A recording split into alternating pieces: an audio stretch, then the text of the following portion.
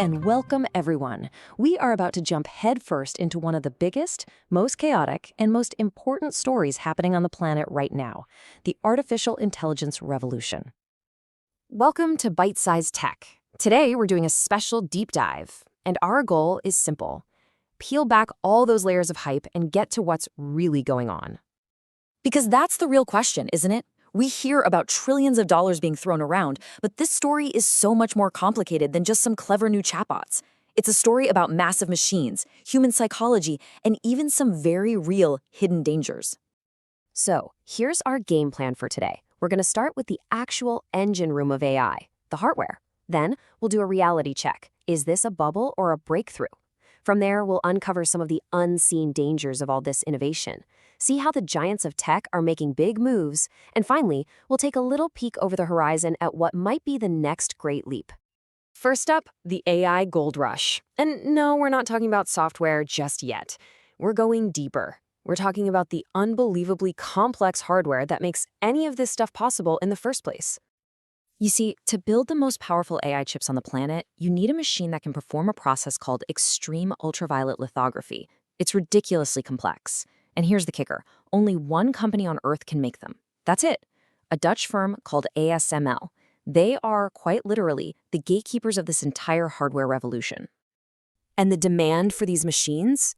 It is absolutely staggering. Just in the last quarter, ASML took in 5 billion euros in new orders from giants like TSMC and Samsung.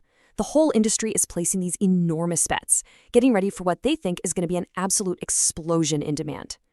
But, and this is where it gets really interesting, analysts like Andrew Gardner over at Citi are pointing out something strange. There seems to be this gap. We hear about all these massive AI software deals every single day, right? But the actual cash being committed to the hardware companies like ASML, well, it isn't quite matching that same level of insane hype, which raises a huge question. Is the spending actually keeping up with all the promises? And that question is the perfect bridge to our second section. Let's look at the reality for businesses who are trying to actually use all this new tech. Is it a bubble or a breakthrough? Okay, I love this slide because it captures the mood perfectly.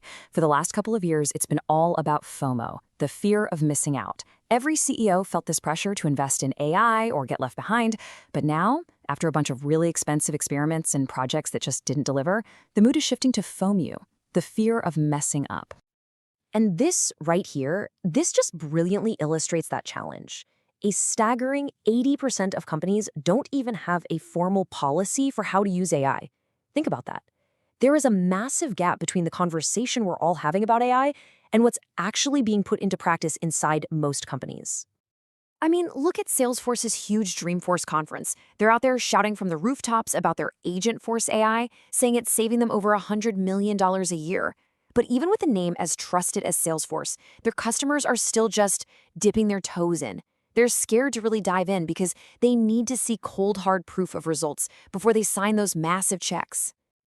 Okay, let's pivot now from the corporate boardroom to the real world, where all this rapid-fire innovation can sometimes have dangerous and completely unforeseen consequences. Now, this is a tragic story, but it's a really important one. A recent fatality in China involving a new Xiaomi electric car highlighted a critical design flaw. So here's the chain of events. First, there's a crash. That causes the car's low-voltage battery to fail, which is often a safety feature, to prevent a much bigger fire.